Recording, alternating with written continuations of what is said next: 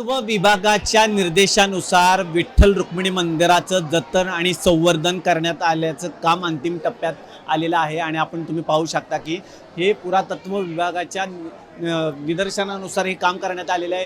हे मूळ स्वरूप जे आहे ते देण्यात आलेलं आहे। हे जे आहे संपूर्ण आध्यात्मिक इतिहास या मंदिरामध्ये कोरलेला आहे पूर्वीच पुरातन काळापासून आणि तुम्ही पाहू शकता की हे दश अवतार आहेत आणि तसेच या विविध जे खांब आहेत त्या खांबांवर हे संपूर्ण हिस्ट्री जे आहे इतिहास तो हे कृष्ण अवतारातली जो आहे तो प्रसंग आहे। तसेच तुम्ही मंदिरामध्ये आला तर निवांत आपल्याला पाहायला मिळतं दर्शन रांग जिथून जाते तिथून इथं कार्तिक स्वामीचं जे आहे ते कोरलेलं आहे।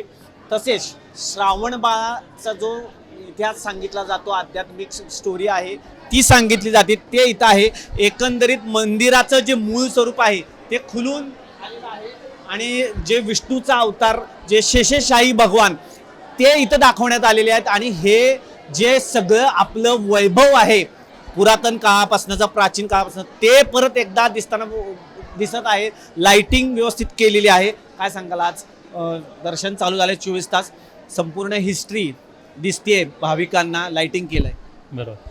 महाराष्ट्र शासनातर्फे श्री विठ्ठल आणि रुक्मिणी मातेचं जतन संवर्धनाचं काम गेले 1 वर्षभर सुरू आहे। पुरातत्व विभागाच्या माध्यमातून आणि मंदिरे समितीच्या सहकार्यातून आपण पाहतोय की जे 700 वर्षापूर्वीचं जे जुनं रूप होतं ते पुन्हा एकदा भाविक भक्तांना दिसतंय।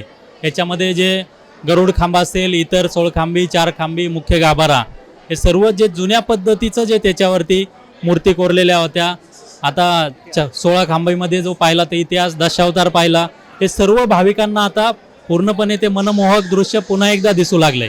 त्यामुळे मंदिरात प्रवेश केल्यानंतर भाविकांना आता प्रसन्न वाटते आणि भाविकांनी आता त्यात समाधान व्यक्त केलं। आपण आपले व्यवस्थापक नाही तुम्ही लहानपणापासून बघताय मंदिरातलं हे सगळं जे आहे इतिहास आपला आहे आता परत एकदा उजळून जे आम्ही लहानपणी जे मंदिर बघत होतो ते आता नव्यानं परत जवळजवळ 20 ते 30 वर्षानंतर परत जुन्या रूपात मंदिर आलं असल्यामुळं जुनं बालपण आता आठवायला लागलेलं आहे आणि मंदिरातील ज्या सगळ्या कलाकृती कोरलेल्या होत्या त्या आता सुस्पष्ट आणि चांगल्या दिसत आहेत। त्यामुळे मंदिराचा पुरातन इतिहास नवीन भाविकांना व नवीन पिढीला यामुळे ज्ञात होणार आहे। कार्यकाळात तुमच्या हे घडतंय काय वाटतं? हे माझ्या कार्यकाळात घडतंय याबद्दल मला प्रचंड आनंद आहे आणि पांडुरंगाच्या चरणी अशीच सेवा घडत राहू ही देवाच्या चरणी माझी प्रार्थना आहे। एकंदरीत जो इतिहास आहे आपला प्राचीन इतिहास तो परत एकदा उजेडात येतोय। लाइटिंग केलेली आहे मंदिर समितीने आणि भाविकांना तो बघायला मिळतोय। व्हिडिओ जर्नलिस्ट अजित देशपांडे सोबत वीरेंद्र सिंह उत्पाद न्यूज 18 लोकमत पंढरपूर।